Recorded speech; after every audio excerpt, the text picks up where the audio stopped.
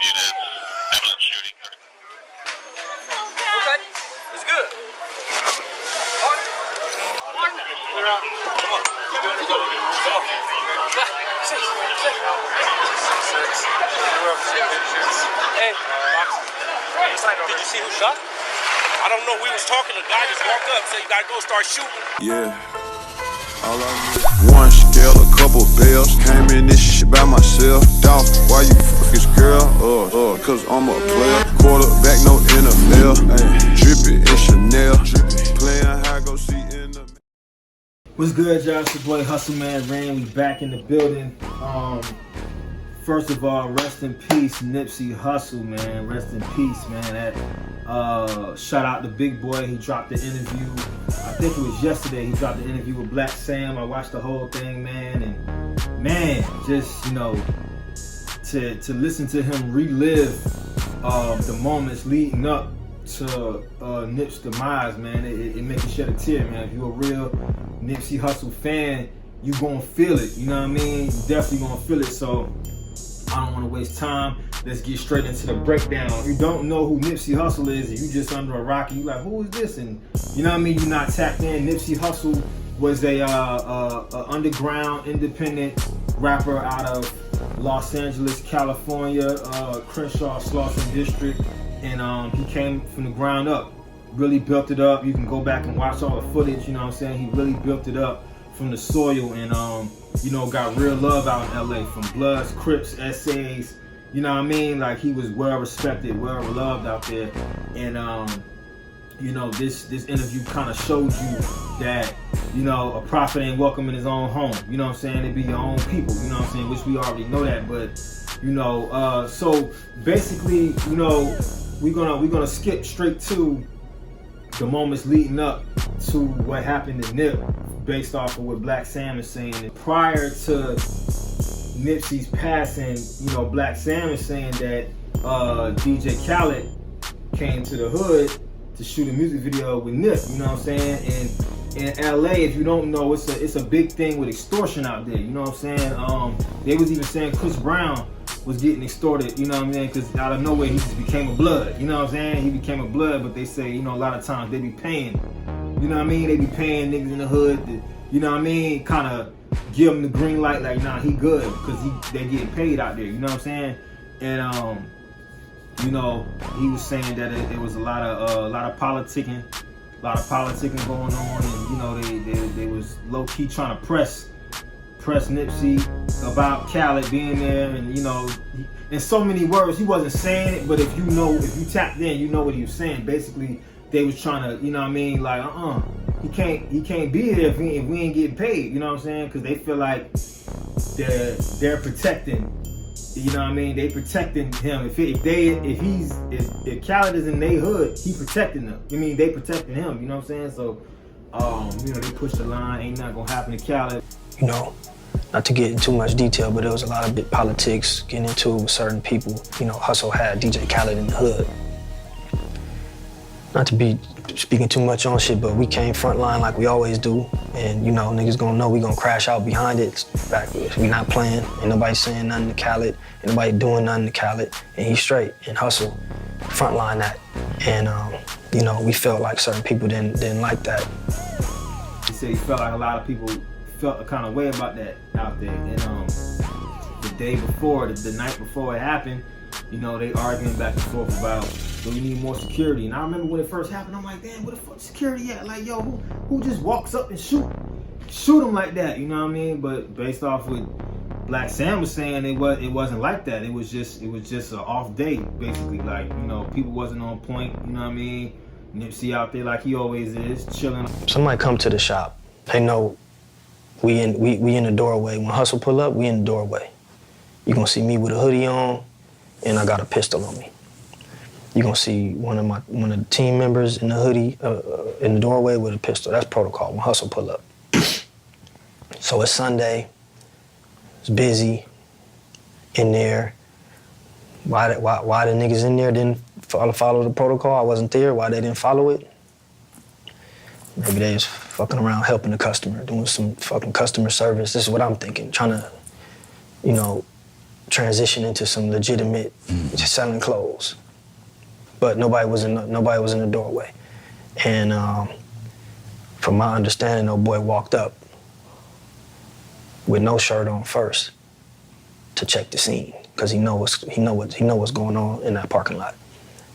I think you know, rest in peace to him, but as a grown man, you know, we gotta look at Nipsey as well about taking accountability of, you know what I mean, like you on a different level. You can't still do the same things that you always did. Same thing with Dolph. Like, oh, I'm about to pull up to the cookie shop. You can't do that. You just can't do that. Like, that's not saying that you soft or you ain't this and you ain't that. I'm from this spot. It's not about that, bro. You gotta be safe. I said this in one of my old videos. You gotta make it back home, bro. You gotta make it back home, and unfortunately, he didn't make it back home. And you know, they spoke on the Eric Holder, shitty cuz. I don't know what kind of name is that. Who call themselves shitty? Like that, you know, that right there just tell you everything you need to know about bro. So he was saying that, you know, bro wasn't good in the hood. He was never at any functions. He was never at any grand openings. He was never at anything Hussle was doing. He was never at any shows. It's because he wasn't good in the hood. So all this other shit niggas is talking about, I don't know it. He wasn't good, you know. He wasn't good, and he was not good, and he was not around for a reason. You know what I mean? It was some floating around saying he had paperwork on him. And, you know, Nip told him he need to tighten that up. You need to go get that checked out, cause you know what I mean. You know, and Nip say, you know, some shit floating around, you know, take care of it. You know, like on a homie tip, like, hey bro, like, look, you got some paperwork, nigga, you need to take care of it. You know what I'm talking about? Like it ain't cool, like, nigga, like, not, oh, you a snitch, never. He just said, bro, you know what I'm talking about? Shitty cuz was like, oh, niggas be hating on me, you know, hating on me. And Nip was like, man, you know what I'm talking about? Take care of it. And left it at that, and it was off to the next fan. And bro came back, started shooting. You know what I'm saying? You gotta watch the whole interview, because I'm not trying to give you the whole thing. You gotta go back and watch. But he broke everything down, and it's just sad, man. It's just like now you see why when people make it, when they make it out the hood, they never look back. Oh man, fuck that nigga. He don't show love to the hood. He don't give it, because y'all fuck around and take a nigga life. You excuse my language, but this is how I'm feeling in the moment. Like why am I such a rush to give back to y'all if y'all ain't gonna do nothing but tear me down? You know what I'm saying? This is why people like shout out to Shaq, because he from North. You know what I mean? He from Jersey, where I'm from, and you know he said in an interview before, like he'll give back, but from a distance, because he already know. You know what I'm saying? You just can't move the way you really want to move. You know what I'm saying? And speaking on basketball, shout out to LeBron James. Shout out to LeBron James. Black Sam said that LeBron definitely had his hands in getting Nipsey the proper funeral at the Staples Center. So I know a lot of people don't like LeBron and LeBron this, LeBron that. Like, I gotta give him his flowers for that. You know what I mean? And you know, you gotta watch the surroundings out here, man. You gotta watch the surroundings. There's always that one muff. You know what I mean? It's always that one. Everybody can love you, but it's that one that just can't stand you. That one that you just can't trust them. You know what I'm saying? And it's somebody like that in my life. You know what I mean? I always, you know what I mean? You know, they say keep your enemies close. Like, I always keep my eye on, you know, what bro doing, and what, you know what I mean? I keep my ear to the street. I keep, you know what I mean? Like, you know what I mean? Because I already know. You know what I mean? Not saying knock on wood, nothing bad, but I don't trust them. So I always keep my eyes open and watch my surroundings and watch how I'm moving, and you know what I mean. You just can't deal with everybody once you get on a certain level, and this ain't even, you know. I feel like Nipsey didn't even reach that superstardom yet. He might have been a superstar in LA out to them, but to the world, you know, I'm all in South Carolina. There's people that they didn't really know who Nipsey was till he died. You know what I'm saying? I was going to Allen and Crenshaw came out, I think that's around 2013, 2014. Crenshaw dropped. He did it with the $100 mixtape, you know what I'm saying? And I was playing that every day. And I used to come to class and, you know, be telling people about it, and they act like they didn't know who I was talking about. Or, you know, I was like, oh man, trash. You know, like some people just don't get it, you know what I mean? But you always get your flowers when you're not here, and that's the sad part about it. So, You gotta live for you. You gotta live safe. You gotta stay out the way. Stack your money up. Stay out the way. You know what I'm saying? And Victory Lap was a solid album, man. Solid. I remember when it came out, it didn't get that many sales, bro. Like, I mean, of course he got sales, but once he passed, shit was through the roof. You know what I mean? Like, where was that love when he was here? Why y'all ain't give him a star on the Hollywood Walk of Fame when he was here? You know? So shout out to Blacc Sam. He doing a great job holding it down for bro.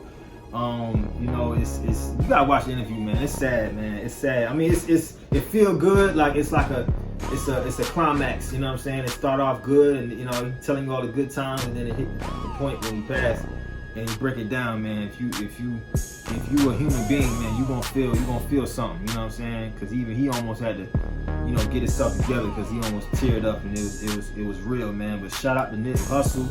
I don't want to make this long. It's really just a quick breakdown, man, and just to send my love and to his family. You know what I mean? Because he's still a human being, man. And I'm Hustle Man Reem. So you know, when he passed, it was like I don't see. Of course, he from LA, gangbang and all that. But as far as like the entrepreneurship and you know, he came up same shit, selling candy and selling CDs and doing this and that. I did the same shit. Doing the CDs and DVDs and everything at a distance. And Nip was doing his thing, you know. Right. He was hustling. He was getting money a lot of different ways. Mm-hmm. He put me up on that CD thing a long time ago when he was in high school. Mm-hmm. He actually built the computer. You know, he came back I think one day from high school with like $300. And so this is the time I'm flipping burgers still. I'm making like 60, 70 a day. Mm-hmm. He's like, yeah, I made 300 today, man, and I'm off of CDs. Yeah. You know, all the news he was telling me, I go to Napster, I'll get it before it comes out. I got a list. Then he showed me these lists. He like, I got another 300-400 orders that I'm burning today to get to school. So I was just, now I'm like, all right, show me. We used to go in there, backpack empty, no books, buy all the 25-cent bags of hot Cheetos, fill the backpack up, go to school, sell them for 50 cents. And we used to come every day, be like, man, y'all getting all the chips and no books. So he kind of took a liking to us, but that's when we thought, you know, ownership. You know what I mean? I did the same shit. So it's like I see a mirror when he was alive. I seen a mirror in who he was and trying to do something positive and teach and books and this. I'm the same person. You know what I mean? So it just opened my eyes up like, whoa. You know what I mean? I gotta fall back. I gotta move different. I gotta move different. You know what I'm saying? Because this could be anybody. You know. So shout out to Nipsey. Rest in peace. Shout out to Blacc Sam, keep your head up, Warren London, the whole Marathon family, the whole Crenshaw family.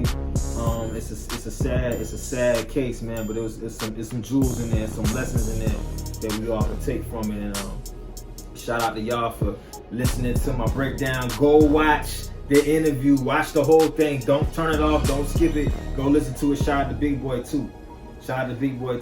I'ma holler at y'all. Like, comment, subscribe.